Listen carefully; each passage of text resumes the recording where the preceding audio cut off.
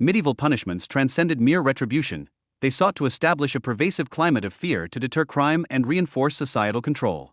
This approach starkly mirrored the harsh realities of the era. One infamous execution device, the pillar of anguish, was utilized to torture and execute individuals accused of theft or homosexuality. Its gruesome mechanism induced excruciating pain, leading to a harrowing death. Similarly, the Judas cradle served as another terrifying instrument of torture, forcing victims to sit on a sharp, pointed seat designed to prolong their suffering until death ensued. Victims often faced torturous fates such as hanging and impalement, which inflicted immense suffering over extended periods. These methods underscore the severity of punishments in that historical context.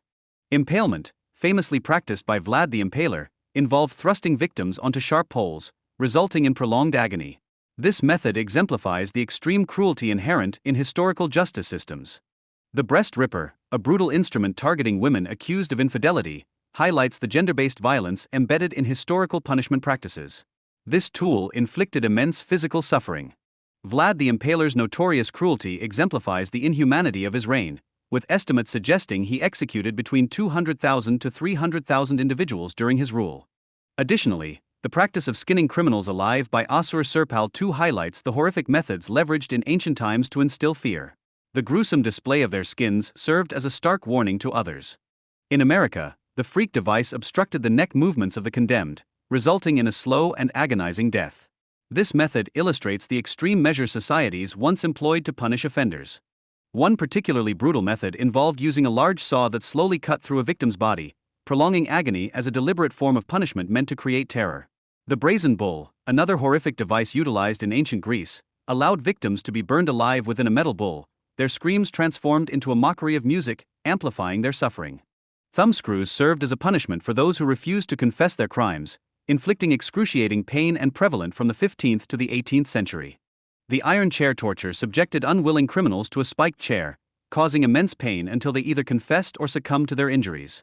This method exemplifies the extreme lengths authorities would go for confessions. Coffin torture involved confining victims in cages, often suspended from trees, exposing them to predators and harsh conditions. This grim practice served as a potent deterrent for serious offenses. In 15th century Europe, living burial was a common punishment, wherein criminals were entombed in coffins and buried alive. This reflects the severe measures taken against offenders during that time. Another method involved encasing a victim's abdomen in a metal cage, with a rat inside, which would gnaw its way out in a desperate escape from the heat inflicted on the cage. This method was both cruel and agonizing. The breaking wheel, also known as the Catherine wheel, was a horrific device where victims were bound and bludgeoned until their bones shattered, aimed at instilling fear in witnesses.